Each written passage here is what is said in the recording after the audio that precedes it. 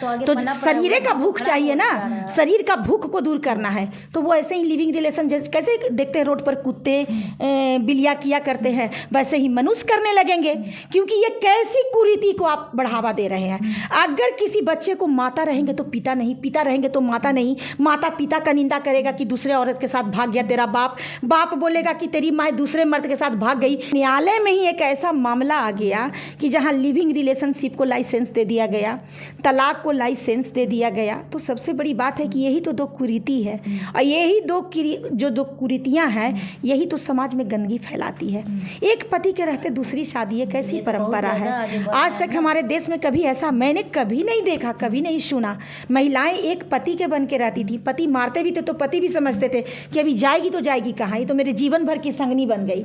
पत्नी को भी लगता था कि अब जाएंगे तो जाएंगे कहाँ, मार भी रहे हैं तो चलो इनकी जी हजूरी करते हैं और इन्हीं के साथ जीवन व्यतीत करना है। पति को भी लगता होगा कि जैसा पत्नी मिली है वैसा ही अब इसी के साथ रहना है। तो कहीं ना कहीं सब एक दूसरे को मिला के चलते थे, और न तलाक पति के दिमाग में था, न पत्नी के दिमाग में था, साथ चलने का कस्में थे। क्योंकि सभी लोग यही एक ही बात कहा जाता था कि शादी एक बार होती है, जन्म एक बार होता है और मृत्यु एक बार होती है।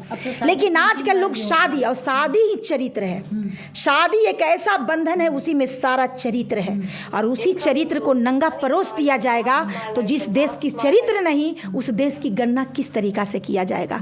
तो हम इसी भारत देश की बेटी हैं, इसी देश की बेटी हैं, इसी संविधान की बेटी हैं। बस न्यायालय में न्यायाधीश से यही मेरा निवेदन है कि लिविंग रिलेशनशिप को सबसे पहले बंद किया जाए, और फिर धीरे धीरे तलाक जैसे भी कुरीति को देश से बंद किया जाए। जिस पति पत्नी में नहीं बनेगा, उनके पास 1 रुपया है तो आधा आधा बांट के बच्चे का जीवन यापन करें, जैसे रहना है रहें, लेकिन घर के 4 दीवारी में इज्जत से रहें। समाज में पर्दे इसलिए होते हैं कि ताकि उसको पर्दा दिया जाए और उस गंदगी को बाहर नहीं परोसा जाए, तो लोग पर्दे में अपना जीवन व्यतीत करें। और राम मंदिर बना है, राम राज की आवश्यकता है, और राम सीता जानकी जैसी हम लोग को संस्कृति चाहिए। ऐसी धूमैलता को हम लोग बिहार की महिलाएं खास करके और नारायणी शक्ति फाउंडेशन की जितने भी महिलाएं हैं निंदा करते हैं, और सरकार से निवेदन करते हैं कि सर ये जो दो हमारे समाज में जो कुरीति है, तलाक और लिविंग रिलेशनशिप, इसको हमारे सनातन धर्म से खत्म किया जाए। कहीं ना कहीं देखा जा रहा है कि लिविंग रिलेशनशिप जब से आया था, कहीं ना कहीं पति पत्नी तो अलग हो जाते हैं, लेकिन बच्चे का भविष्य कहीं ना कहीं खतरे में नजर आते हैं। बच्चे का क्या होगा, बच्चे के लिए क्या, बच्चे का आने वाला जनरेशन जो होगा ना, वो शादी जैसा शब्द को भी भूल जाएगा, आप देख लेंगे। क्योंकि कुछ बच्चे तो इस नफरत के शिकार हो जाएंगे कि मुझे तो मेरे पिता का प्यार मिला ही नहीं। तो शरीर का भूख चाहिए ना, शरीर का भूख को दूर करना है। तो वो ऐसे ही लिविंग रिलेशन कैसे देखते हैं रोड पर कुत्ते बिल्लियाँ किया करते हैं, वैसे ही मनुष्य करने लगेंगे। क्योंकि ये कैसी कुरीति को आप बढ़ावा दे रहे हैं। अगर किसी बच्चे को माता रहेंगे तो पिता नहीं, पिता रहेंगे तो माता नहीं, माता पिता का निंदा करेगा कि दूसरे औरत के साथ भाग गया तेरा बाप, बाप बोलेगा कि तेरी माँ दूसरे मर्द के साथ भाग गई। तो आप जन्म से ही उन बच्चों को क्या संस्कार देंगे? वो बच्चे तो उन्हीं संस्कारों के साथ बड़े होंगे, तो वो बच्चे आने वाले भविष्य में अपने बच्चों और अपने जीवन में वो क्या करेंगे? तो सबसे बड़ी बात है कि इसके लिए हमारे जो माननीय प्रधानमंत्री जी हैं, उनसे निवेदन है कि सर राम मंदिर बनाए हैं, राम राज लाइए, और समाज में जो ये लिविंग रिलेशनशिप और जो ये तलाक जैसी गंदगियां परोसी गई है, इसको खत्म किया जाए और फिर से राम राज लाइए सर। औरतों के चरित्र की रक्षा करिए, क्योंकि स्त्रियां का चरित्र अगर सुरक्षित होगा सर, तो देश भी सुरक्षित रहेगा। लिविंग रिलेशनशिप जो कानून आया था, कहीं ना कहीं तो ये मतलब जांच पड़ताल होकर ही ना कानून पास किया होगा। ऐसे तो मैम कानून तो ऐसे पास नहीं होगा, कहा कि विधायिका कानून बनाती है तो मेरी बात सुनिए। देखिए, मैं उतने लोगों पे टिप्पणी नहीं करूंगी, मेरा वो अधिकार क्षेत्र नहीं है, क्योंकि वो लोग हमारे लिए आदरणीय हैं और आदरणीय से निवेदन कर सकते हैं, लेकिन हम उन पे टिप्पणियां नहीं कर सकते हैं। मेरा एक चीज़ ये कहना है, बस उनको हम मुद्दा बता रहे हैं, समाज की परिस्थितियों को बता रहे हैं, क्योंकि हम समाज से भी हमारे पास इस तरह का केस आ रहे हैं। तो हम अपने जो सिचुएशन देख रहे हैं, जो कंडीशन देख रहे हैं समाज के, अपने अनुभव के द्वारा उनको एक मैसेज दे रहे हैं। तो हो सकता है कि सर के नज़र में आ जाए, और हो सकता है फिर एक बार बदलाव आ जाए। हम लोग गुहार लगा रहे हैं, निवेदन कर रहे हैं, हम कोई आरोप नहीं लगा रहे हैं। हो सकता है कोई ऐसी चीज़ें ऐसी समाज में फैली होगी जिसके चलते इन सारी चीज़ों को मजबूरन बस ये लोग किए कि क्या किए, लेकिन हमको लगता है कि गलत चीज़ को तो मजबूरी में भी कभी एक्सेप्ट नहीं करना चाहिए, क्योंकि गलत का हमेशा विरोध करना चाहिए और जो सही है, जो सत्य है, उसी पर काम करना चाहिए।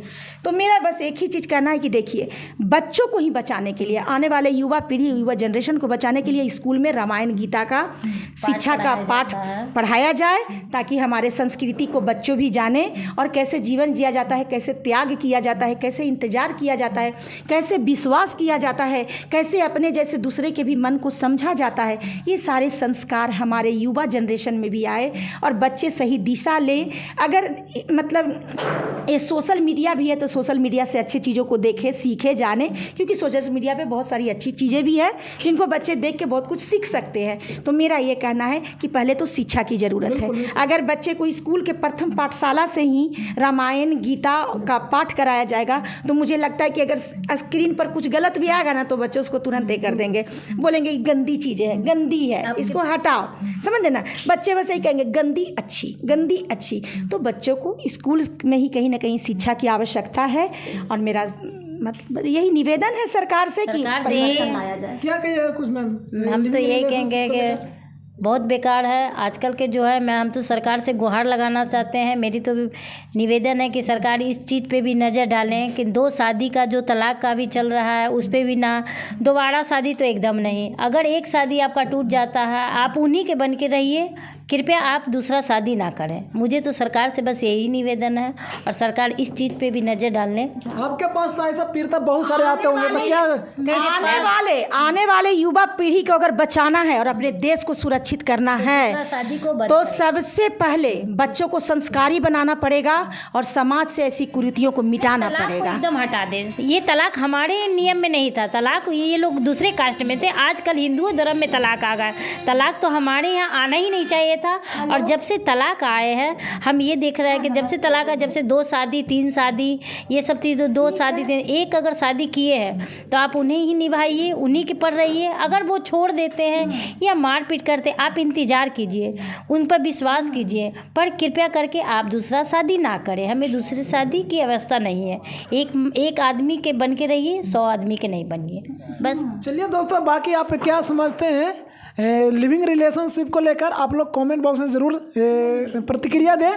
और जो कानून बनाया गया भारत सरकार द्वारा, क्या आपको लगता है कि कहीं ना कहीं समाज के लिए ये कानून सक्सेस नहीं हो रहा?